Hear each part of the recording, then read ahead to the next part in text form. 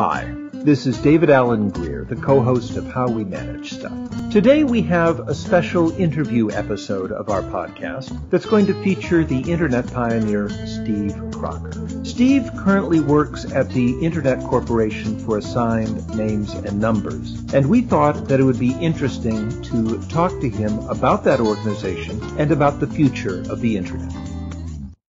Welcome back to the podcast, Steve. Thank you, David. It's a real pleasure to be here. Could we start our interview by talking about the Internet Corporation for Assigned Names and Numbers, or ICANN, and your role in it? It's much easier to describe my role. I'm chairman of the board of directors of ICANN. What is ICANN? ICANN is, first of all, the initials, ICANN, stands for Internet Corporation for Assigned Names and Numbers. Now, many people think of ICANN as the organization that runs the Internet. ICANN, of course, does not run the Internet. The Internet is run, so to speak, by many, many, many different people. And in fact, it is an absolutely central point of the Internet that it has no central point, that it is a distributed system. If you look at who carries packets, which is the fundamental thing, those are the Internet service providers, and there is no global top-level Internet service provider. They're all interlinked. And the connection is by agreements that we call protocols, and that these things interoperate. So how would you describe this organization's primary task? What ICANN does do is oversee a very, very specific and very narrow portion of the activity, which is the coordination of the names and numbers. And again, it only does that at the very top level and then distributes the rest of that outward. But it does have a unique role in the Internet infrastructure. There has been, for better or for worse, the appearance that ICANN has a much bigger role. And so ICANN has been a focal point in the discussions about Internet governance. Part of that is because there are no other organizations that have the same kind of role that we have. And part of it, I have to say, is that we have been somewhat self-promoting in this, with the advantage that it puts us in touch with legislative and policy making and business leaders all over the world.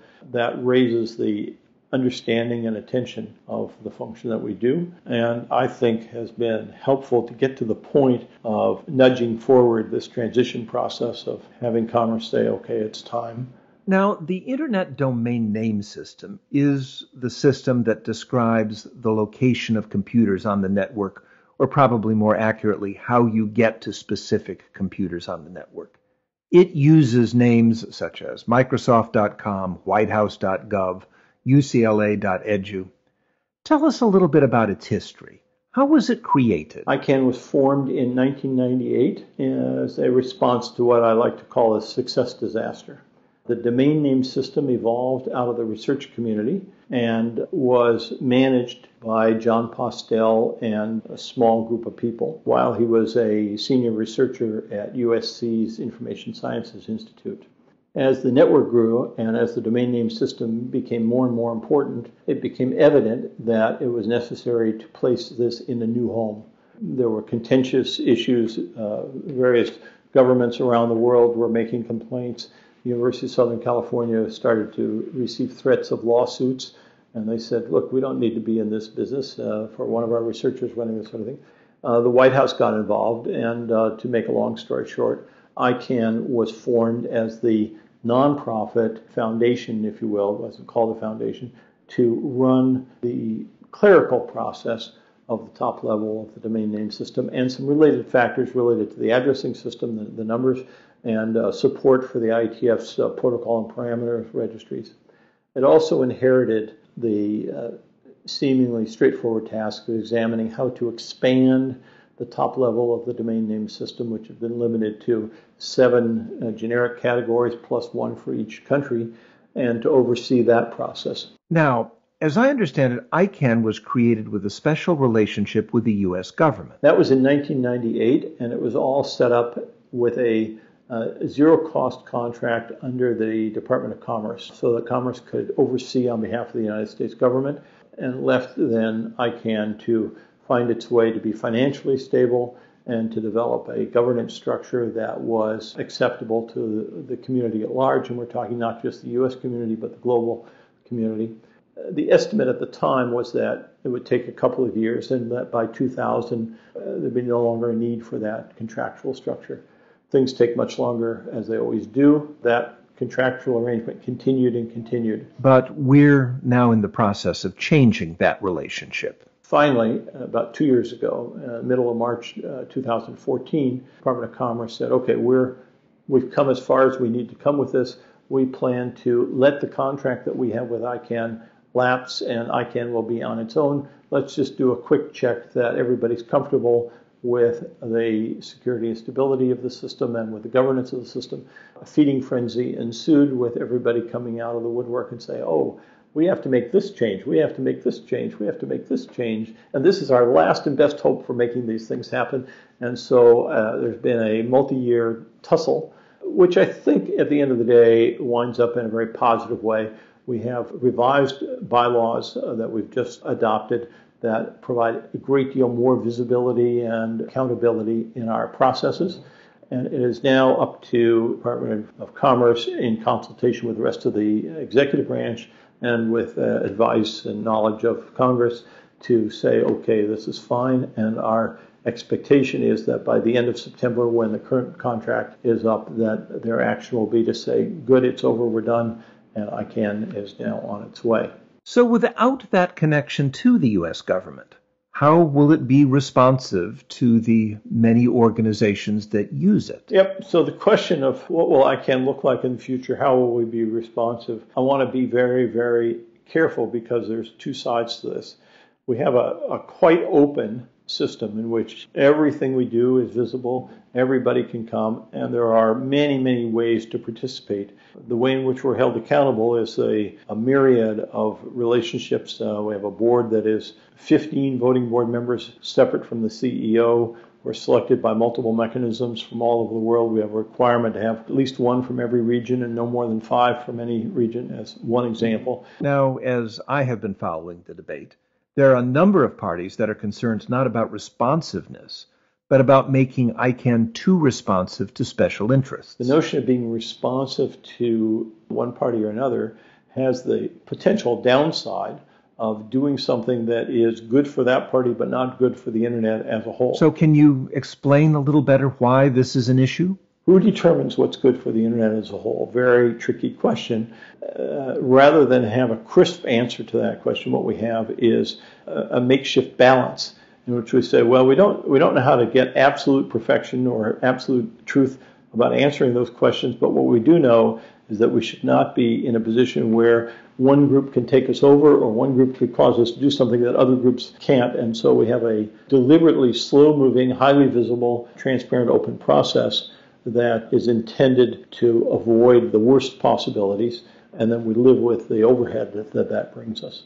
Now, in this transition, there have been several very prominent people, who've raised the specter that the Internet might fragment, that it might lose its unity and ability to reach all parts of the earth, that companies or countries could break away and damage the operation of the whole. What is your thought? Well, the question of fragmenting the Internet is a pretty interesting question. What that usually refers to is, could it happen that one party or another, a country or company or whatever, could say, hey, look, we no longer want to use the domain name system as a single naming system for the Internet. We want our version of that to be relevant to our people. You can do whatever you want. That generally is thought to lead to quite a bit of chaos. The strongest prevention of that, I think, is simply the fact that we've got a successful system that's working. So we have the sort of first mover advantage kind of thing, which the system's up and running, everybody subscribes to it, and that there's not much rational reason to break away from that. And there's no easy way to break away from it. You could say, only my people. Well, my people might be in this room or they might be in this country, but there's a lot of people that they talk to. And, whether you're talking about a company or whether you're talking about a country, you've got a diaspora of those citizens living elsewhere or ex-citizens or whatever. So it's very hard to draw any nice, clean lines, no matter how hard you try. So I'm less worried, frankly, about fragmentation of the Internet in that sense, although it's held up as a potential negative. You're in your last 18 months in this role. What are you going to be doing next? When I'm done, I'm off the board of ICANN, and I'll be 73 years old by that time. So first thing I'll do is take a look at whether I've got the energy and taste for another big venture or whether or not it's time to relax. My grandson, who's a year and a quarter now, will be more than twice as old by then. I've decided how much time I want to invest in him, and maybe there'll be other grandchildren by that time. So I think I'll do some combination of things in the field and some combination of things related to retirement, which I've tried before and failed at miserably, but I may give it some level of attention. Now, in an earlier episode of our podcast, you talk about error-free software. Are you thinking of developing any of those ideas any further? I'm definitely interested in improving the quality of software. As I've said, I have this vision of what the world would look like if we had different emphasis on tools, different emphasis on expectations. The key question from my point of view is whether or not I can make a difference. It may well be that there are forces in place that will be enough without me, or it may be that there's a role that I can play in doing it, in which case I'd be happy to do that. And I want to be fairly objective about looking at that. Steve, it's been really great to have you on this interview. Thanks for coming. Let me thank you, David. This has been quite a good session from my point of view. I hope it is useful to your listeners.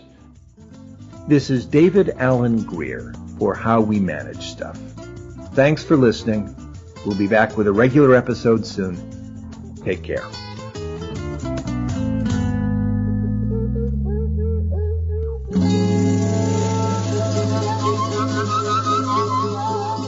You can subscribe to How We Manage Stuff through iTunes or Google or our website, http://howwemanagestuff.com, or Facebook or LinkedIn, or wherever else fine podcasts are sold. This is episode 16375 and is copyrighted 2016 by Jaggi LLC. All rights reserved. Take care.